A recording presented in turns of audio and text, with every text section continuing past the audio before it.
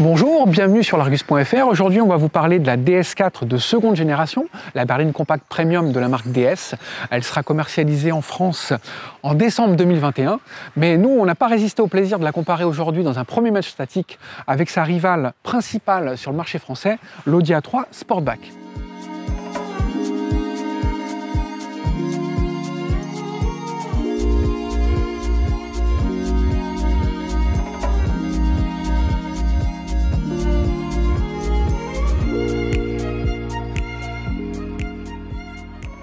L'Audi A3 Sportback, c'est tout simplement la référence du segment, pour la simple et bonne raison qu'en 1996, elle a inventé le segment des berlines compactes premium.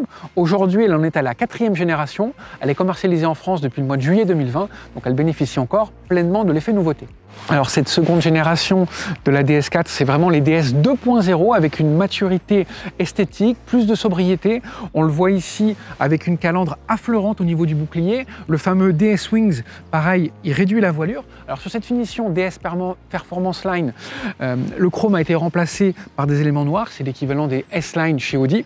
On a également des modelés beaucoup plus fluides, ce qui permet de mettre en valeur ces phares de bonne dimension. Ils sont full LED matriciel directionnel et la signature à LED, elle est soignée. Il n'y a pas moins de 98 LED sur la face avant, donc c'est vraiment imposant. Et sur le profil, on constate des proportions atypiques. On a du mal à donner une longueur à ce véhicule, pourtant il fait 4,40 m.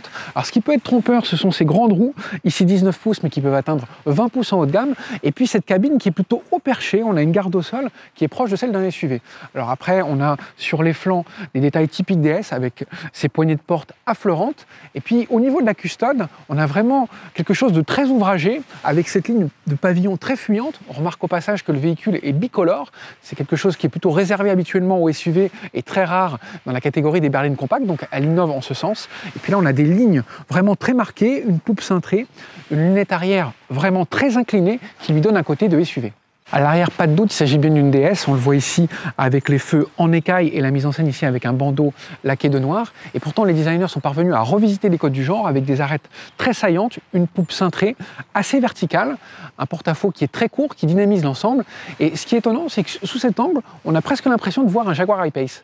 L'Audi A3 de 4e génération, elle a également musclé son style avec des lignes plus agressives, c'est normal, il y a de la concurrence sur le segment, on pense à la BMW série 1 et puis à la Mercedes Classe A, donc elle a des phares très expressifs, on voit ici avec une finition S-Line, quelque chose de très ouvragé, des contours très géométrique. La calandre, elle est plus basse, elle est plus large. On a des entrées d'air scénarisées ici sur cette finition S-Line qui peuvent évoquer celle d'une S3. Et puis sur les flancs, on a des ailes travaillées, élargies. Elle bombe le torse pour gagner en sportivité. Alors l'Audi A3, elle a des flancs sculptés, elle a une allure dynamique de coupé car chez Audi, on a élagué la gamme. Il n'y a plus de 3 portes, il n'y a plus de cabriolet, donc il faut rationaliser. Ça lui donne pareil une allure sportive. Question format, elle est un peu plus courte que la DS4 parce qu'elle a une longueur de 4,34 m. Et puis à l'arrière, c'est classique, ce sont des lignes très horizontales et une signature lumineuse soignée. Alors à bord de la DS4, c'est une nouvelle ère d'un point de vue ergonomique avec des commandes repensées, simplifiées. On a les lève-vitres sur les contreportes. On a également un écran tactile qui est pilotable ici par un pad, bien à portée de main, on a un repose-poignet, donc au niveau de la posture, c'est une très bonne chose. Au niveau esthétique, on a une pureté des formes, qui n'est pas sans rappeler la DS de 55. Et d'un point de vue technologique, ça permet de mettre en valeur un écran tactile de 10 pouces de diagonale, format panoramique. C'est vraiment quelque chose de standard maintenant sur le segment. On regrettera toutefois que devant le conducteur, l'instrumentation soit sur une dalle de seulement 7 pouces. Alors chez DS, on dit que c'est compensé par un affichage tête haute de 10 pouces de diagonale et qui dans les faits représente une diagonale de 21 pouces panoramique devant le véhicule. On s'en est moyennement convaincu, il faudra voir à l'usage. Et puis enfin, au niveau des rangements, on est plutôt bien loti dans cette DS4 avec un vaste rangement au pied de la console centrale, entre les sièges et une boîte à gants de taille généreuse. À bord de l'Audi A3, on a une ambiance futuriste, sportive, des éléments taillés à la serpe. Alors après, d'un point de vue qualité, les accostages, c'est sans fausse note, c'est parfaitement ajusté. Autour de l'instrumentation, on a des aérateurs qui ne sont pas sans évoquer l'univers Lamborghini, une marque d'ailleurs qui appartient à Audi, donc c'est une belle référence. Après, d'un point de vue digital, on a un écran tactile de 10 pouces de diagonale au sommet de la console centrale. Il est légèrement tourné vers le conducteur, de sorte de pouvoir y avoir accès facilement. L'instrumentation, elle est sur une dalle de 12,3 pouces, donc ça c'est le format standard sur le segment. C'est nettement plus valorisant que dans la DS4, c'est quasiment 2 fois plus grand. On a également un affichage tête-haute, mais de taille plus petite que dans la DS4, donc ça contrebalance. Et puis on a une petite déception, c'est au niveau des contreportes, avec ces plastiques durs, grainés, qui sont un petit peu décevants, et de ce point de vue-là, c'est là où la DS4 elle reprend l'avantage avec ses éléments moussés, et puis où il peut y avoir également du vrai bois.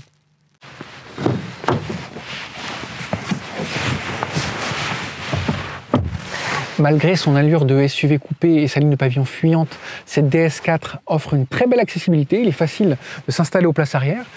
À bord, on a suffisamment de garde au toit pour un gabarit comme moi d'1,70 m.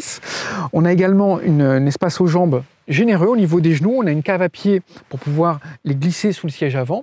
Et puis la sellerie est plutôt valorisante. On remarquera des aérateurs classiques, des prises USB pour recharger des périphériques ou les connecter. Et puis au niveau de la finition, comme à l'arrière, on a des éléments de contreporte bien rembourrés, les surpiqûres de la finition Performance Line. Et puis là, bien à portée de main, les commandes de lève-vitres. Donc c'est un sans faute. Pour s'installer aux places arrière de l'Audi A3, il faudra un peu plus courber les chines que pour la DS4 parce que la ligne de pavillon est un peu plus fuyante. Après, une fois qu'on est installé, on a suffisamment d'aisance, on a un pavillon creusé, donc on a une bonne garde au toit, on a des caves à pied généreuses, on peut glisser les pieds sous les places avant et les sièges sont un peu plus en hauteur que dans la DS4, donc de ce côté-là, on est très bien installé, on a un bon confort postural, tout du moins sur les places latérales parce que la place centrale, on évitera de l'utiliser. Il y a d'une part le tunnel pour la transmission Quattro des modèles sportifs, et puis on a une assise un peu plus dure.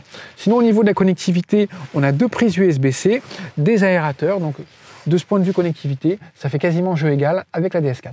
Cette DS4 a un volume de coffre de 430 litres sur les versions thermiques. Quand on est en version hybride rechargeable, le volume chute à 390 litres parce que dans ce cas, on n'a pas de double fond, c'est occupé par les batteries, par divers éléments techniques. Alors on regrettera qu'il y ait une petite marge d'une dizaine de centimètres entre le seuil de coffre et le fond, c'est pas très pratique. En revanche, ce qui est très pratique, c'est cet élément chromé qui est valorisant et qui permet de ne pas rayer les plastiques lorsqu'on charge les valises. On vous le disait tout à l'heure, l'Audi A3 est un peu plus courte que la DS4, elle a une longueur de 4,34 m contre 4,40 m pour la française, donc ça se traduit logiquement en termes de volume de coffre, avec une capacité de 380 litres, alors un peu moins de capacité, mais davantage de praticité, parce qu'on a un double fond, donc un plancher réglable sur 2 hauteurs, et puis on a quasiment le plancher à hauteur du seuil, donc un peu moins volumique, mais plus pratique. Sous le capot de la DS4, on aura une unique motorisation diesel d'une puissance de 130 chevaux. Il y aura 3 versions essence de 130, 180 et 225 chevaux. Et au sommet de la gamme, on aura une version hybride rechargeable dont la puissance cumulée sera de 225 chevaux. Alors sous le capot de l'Audi A3 Sportback, l'offre est un peu plus large. On a 2 versions diesel de 116 et 150 chevaux, 2 versions essence de 110 et 150 chevaux. On a 2 versions hybrides rechargeables de 204 et 245 chevaux. Et s'ajoute en parallèle une version Audi S3 qui, elle, développe 310 chevaux. Au niveau des transmissions, c'est très simple dans la gamme DS4. Toutes les voitures ont 2 roues motrices, traction avant, et il y a une unique boîte automatique EAT8 à 8 rapports. Au niveau des transmissions chez Audi, on a le choix entre une boîte mécanique à 6 rapports ou la boîte robotisée double embrayage S-Tronic à 7 rapports. La majorité des Audi A3 Sportback sont en 2 roues motrices et il y a la transmission intégrale Quattro qui est proposée sur l'Audi S3. Puis après, on aura au sommet de la gamme une Audi RS3 qui développera une puissance de plus de 400 chevaux, mais là on est hors concours face à la DS4. La nouvelle DS4, comme l'Audi A3 Sportback, dispose toutes les deux de la panoplie technologique propre à la conduite semi-autonome de niveau 2, avec le contrôle de la direction pour le maintien dans la file, le contrôle de l'accélération et du freinage. Et puis chez DS, on a quelques friandises technologiques propres à la marque, comme la caméra infrarouge pour la vision de nuit, et également la caméra qui scanne la route pour adapter la suspension en fonction des éléments qu'il peut y avoir sur la chaussée. On vous le disait en préambule, cette DS4 sera commercialisée en décembre 2021, donc pour l'instant il n'y a pas encore de tarif officiel. Néanmoins, selon nos informations, la gamme devrait débuter à 32 000 € avec une version essence 132 chevaux boîte automatique. C'est un positionnement tarifaire qui devrait être autour de 2 000 € plus agressif que chez Audi, où en entrée de gamme, on a une version 3 cylindres essence, 110 chevaux, autour de 34 000 € en business line, à équipement comparable. Donc DS doit continuer son ascension dans le premium, asseoir sa légitimité, donc ce qui explique des tarifs plus agressifs. Nous, on vous remercie de votre fidélité. On reste en contact via les différents réseaux sociaux, notre chaîne YouTube et notre page Facebook. Et on vous donne rendez-vous très bientôt sur l'Argus.fr. Bye bye! Bienvenue dans ce cadre majestueux de Grand Maison, ce domaine prestigieux pour découvrir un véhicule français du luxe, l'incarnation du premium, la nouvelle DS4 de seconde génération.